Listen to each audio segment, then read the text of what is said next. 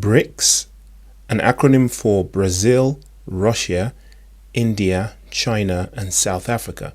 So those are the countries that have come together to try and create a single currency that's going to challenge the petrodollar. Now, even if that doesn't take down the petrodollar, we know that it's going to give it a big run for its money. It's going to provide the world with an alternative. Already, many countries around the world have signaled their intention to join BRICS, or the unitary currency that they have, right? The B in BRICS stands for Brazil, like I said before. And Brazil is a South American country that is a very large country in terms of landmass and population. In fact, they have such a large economy that their economy is larger than more than half of the countries in Europe. Just like India and definitely China, it's one of the largest economies in the world. It certainly is one of the largest opportunities in the world when it comes to industries, business, manpower, population, etc. So it is very, very important. Now, let's talk about stablecoins. Most stablecoins are pegged to the dollar, just like most economies around the world are tethered to the petrodollar, right? It's how we do business internationally at the moment, right? But there is something to be said for countries like Brazil, that themselves are very large economies, to have their own stable coins. Now, in countries in Europe where their currencies are relatively stable against the dollar, so whether it be the euro or the British pound, for instance, or even the Czech koruna, now those currencies do vary a little bit, against the dollar, which is why FX trading is a thing, but they're relatively stable, right? And the volatility isn't insane. Now, if you take the local currency in Brazil, which I believe is pronounced the real, that currency fluctuates against the dollar with a larger volatility, right?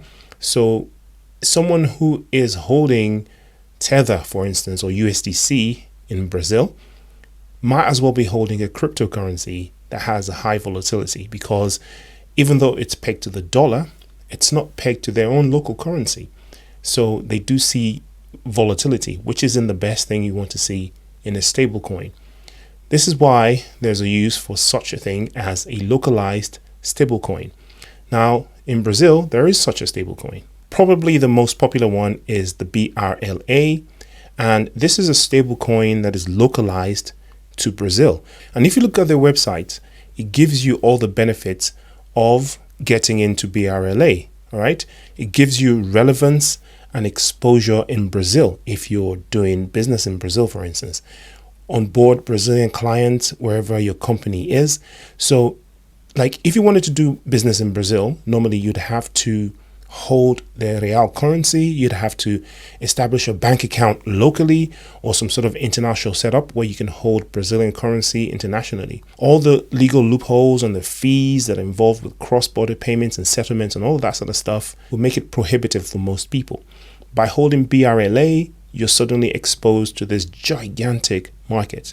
Now, if you look at the solutions that they provide the token, like we've talked about, right? This token is a transparent and secure way to access the best of crypto, apparently. BRLA is a BRL pegged stablecoin created by BRLA Digital, aimed at providing a convenient, cost-effective, and price-stable mechanism for Brazilians to access the crypto world.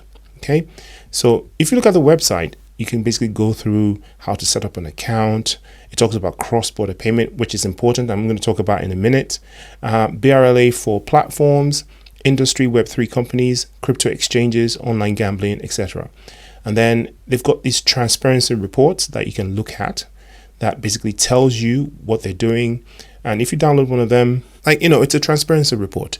I think Ripple produces one of this as well, which has got them in a little bit of trouble in the United States. But again, it's always good to have a transparent or transparency policy when it comes to dealing with finances and providing financial solutions to other people. It is also important to note that this is pegged to the Brazilian currency, which will eventually be either pegged to or backed by the unitary currency that BRICS is going to create. I mean, it's definitely for sure, because Brazil is one of the core countries of BRICS.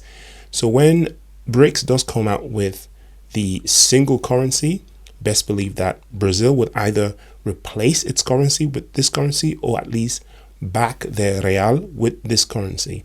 Okay, so at that point, this token, this BRL token, would be backed by the BRICS currency. Are you following? Now, what has that got to do with XRP or XRP Ledger or any of that? Look at this. Ripple celebrates Brazilian real stablecoin on XRP Ledger. Remember on here, we mentioned the cross-border payments. Cross-border payments accept, send, and hold money in Brazil. Okay, and it goes on to talk about how you can actually sign up for an account, 24 hours, zero setup costs, low FX transaction fees, and instant FX payment settlement. How is it achieving that? You guessed it, via the XRP Ledger.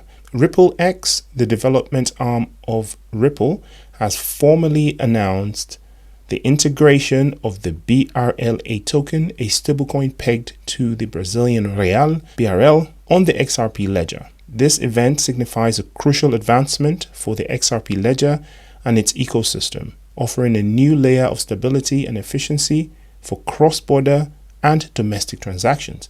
Designed to facilitate seamless and cost-effective transactions, BRLA token offers business a reliable avenue for both domestic and international payments. The team has been exploring and testing the XRP Ledger extensively for payments processing, with much more excitement on the horizon, RippleX stated in a blog post. Now, it's a very long article that I don't want to read right now. I'll link it in the description if you're interested to read the rest. But the point of this is XRP Ledger has received one of the stable coins that's going to be linked with BRICS.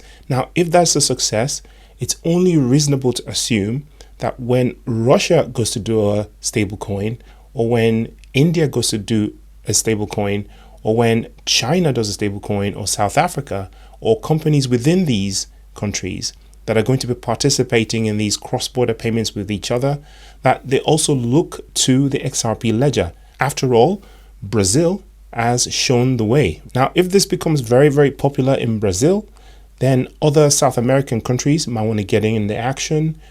Other countries that are applying to join the BRICS might also want to get in on the action. And if the XRP Ledger is already demonstrating in such a large country and large economy like Brazil, it only stands to reason that countries like Nigeria, South Africa, Kenya, Saudi Arabia, Pakistan, all of these countries might also want to get in on the action. So again, this isn't financial advice, and I'm not saying that this is actually happening. I'm just following this to the logical conclusion. But what has actually happened is, yes, we have a Brazilian stablecoin that is now sitting on top of the XRP Ledger. So that's fantastic news for everyone, I think, that is interested in the growth of XRP Ledger, which is different from Ripple, by the way. Two different things, decentralized ledger. This is on the same sort of level as XRP Healthcare.